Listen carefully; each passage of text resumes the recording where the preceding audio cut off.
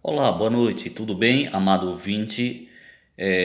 Meu nome é Nelson e estou aqui passando para trazer uma mensagem de fé e de esperança.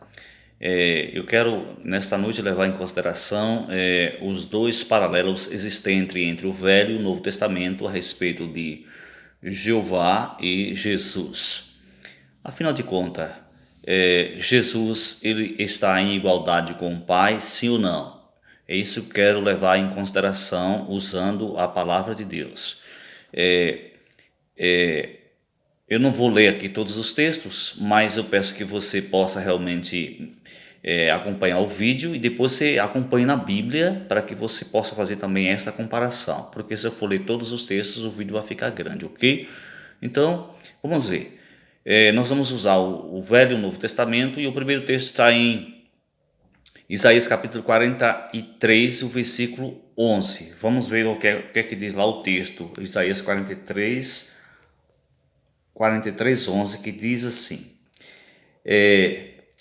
Eu é que sou Jeová e além de mim não há Salvador. Então, quem é o Salvador? Velho Testamento, Jeová.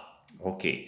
Então, o outro paralelo que nós encontramos está no livro de Mateus, capítulo 1 e o versículo 21. Eu não vou ler, mas você pode ver na sua Bíblia aí, ok? E lá diz assim: e a virgem conceberá e dará à luz um filho, e porás o nome de Jesus, que salvará o seu povo dos pecados dele. Então, se Jesus salvará o seu povo dos pecados deles, então Jesus, ele é o Salvador também. Então, Isaías, o Salvador é Jeová, e Mateus, o Salvador é Jesus. Então, nós podemos ver que ele está em igualdade com o Pai. Então, se o Pai é Salvador, o Filho também, ele é Salvador, ok? Então, o segundo texto que eu queria que vocês acompanhassem comigo está lá no livro de Isaías capítulo 43 e o versículo 10, que diz assim, ou seja, Isaías 43, versículo 15, e que vai dizer para nós as seguintes palavras. Deixa eu ver aqui, que diz assim: Eu sou Jeová, vosso santo, o Criador de Israel, vosso rei. Então, a Bíblia está dizendo que quem é rei aqui, quem é santo, né? No livro de Isaías é Jeová.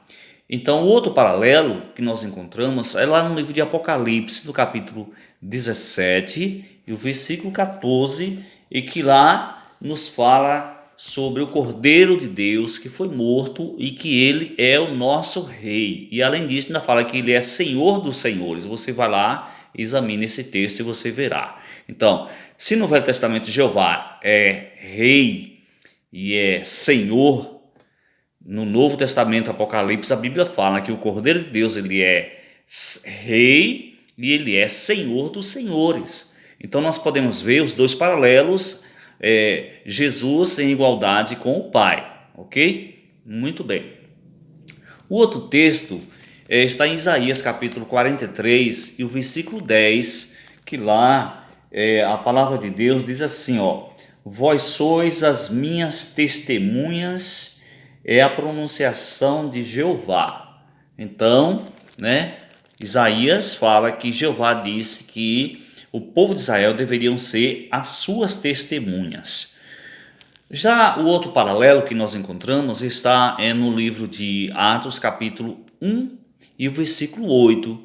E lá o texto sagrado diz assim: quando Jesus esteve com seus discípulos, antes da sua ascensão, ele disse para os discípulos: E vocês receberão sobre vós ao descer o Espírito Santo, e ser-me-eis minhas testemunhas, tanto em Jerusalém, Samaria, Judeia, até os confins da terra.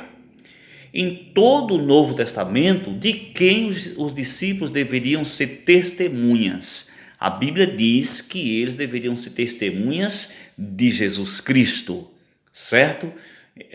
A Bíblia nos fala através de Atos dos Apóstolos que de tanto os discípulos falar no nome de Jesus, de tanto os discípulos dar testemunho de Jesus, os discípulos foram chamados pela primeira vez de cristãos.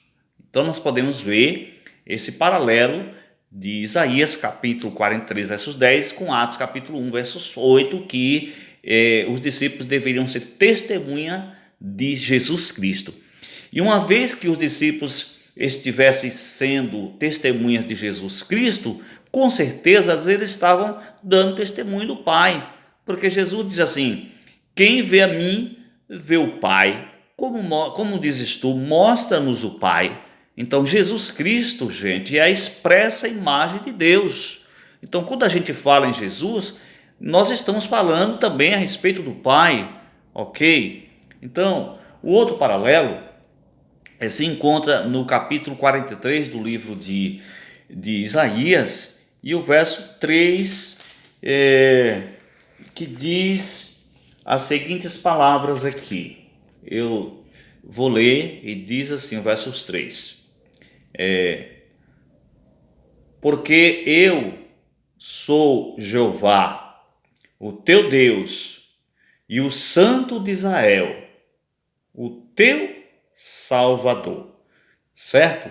Então, quando a gente abre a Bíblia no livro de João, no capítulo 20 e o versos 28, Jesus ele tem um encontro com Tomé após a sua ressurreição. E Tomé ele diz assim: se eu não ver e não meter a mão no seu seio e pegar nos cravos das suas mãos, de modo nenhum eu o crerei. Quando Jesus se apresenta e Jesus vai dizer assim: Tomé, pega aqui nas minhas mãos, mete a mão no meu seio. E quando Tomé fez isso, ele disse assim: Senhor meu e Deus meu. Entendeu? Então, os discípulos, eles reconheceram que Jesus Cristo, ele era Deus deles. Tomé viveu 3 anos e meio ao lado de Jesus, ele reconheceu isso. Então, se no Velho Testamento Isaías fala que Jeová, ele é o nosso Deus, no Novo Testamento os discípulos falam que Jesus, ele é Deus meu, ok? Por sinal, deixa eu falar uma coisa para você. Quando a gente lê no livro de Isaías, no capítulo 7, no versículo 14, a Bíblia diz assim: e ele vos dará um sinal, eis que a virgem conceberá e dará à luz um filho, e o seu nome será chamado de Emanuel, que significa Deus conosco. E quando a gente vai ler no livro de Mateus, no capítulo 1, lá no final do capítulo, a gente percebe que essa profecia ela se cumpre. E quando Jesus nasce, antes de Jesus nascer, o anjo chega para José e diz assim: olha, e porás o nome do menino de Emanuel, que significa Deus conosco.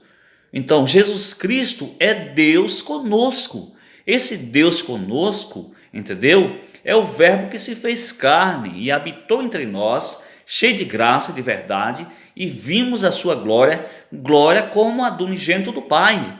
Então, quando a gente lê o Evangelho de João, no capítulo 1 e o verso 1, a Bíblia fala que no princípio era o verbo, e o verbo estava com Deus, e o verbo era Deus. Então esse verbo é o verbo da vida, esse verbo representa Jesus, entendeu? A Bíblia fala, e ele era Deus, Deus maiúsculo e não Deus minúsculo, certo? É um Deus criador e não um Deus criatura, porque o verso 3 nos fala a característica desse Deus que estava no princípio com Deus Pai, né? E todas as coisas foram feitas por ele, e sem ele nada do que foi feito se fez. Está se referindo a respeito de Jesus, que Jesus, ele realmente fez todas as coisas veio por intermédio dele, e sem ele nada do que foi feito se fez, ok?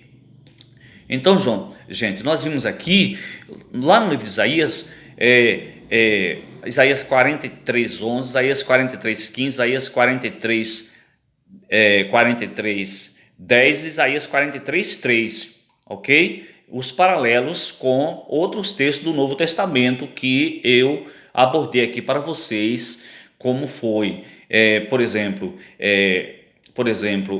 São Mateus capítulo 1, verso 21, entendeu? Apocalipse capítulo 17, verso 14, Atos capítulo 1, versos 8, certo? E também esse outro texto aqui, que é paralelo, que é o paralelo de Isaías 43, versículo 3, que a Bíblia fala que Jeová, ele pronuncia dizendo que ele é Jeová e fora dele não há um outro Salvador. Então o paralelo que nós encontramos foi lá no livro de Mateus, no capítulo 18, verso 11, e Lucas capítulo 19, versos 10, onde está escrito da seguinte forma: porque o Filho do Homem veio buscar e salvar aquele que estava perdido. Então, se o Filho do Homem ele veio salvar, então o Filho do Homem, que é Jesus, ele é Salvador, entendeu? Ele é Salvador, né? E a Bíblia nos fala a respeito de Jesus, que ele é o Salvador. Mas Isaías capítulo 43, versos 3, Jeová diz que ele é o Salvador e fora dele não há um outro. E Jesus aparece dizendo que ele veio salvar o seu povo dos pecados dele. Então Jesus, ele é Salvador com todas as palavras escritas nas Escrituras Sagradas, entendeu? Essa é a primeira parte do nosso estudo de hoje.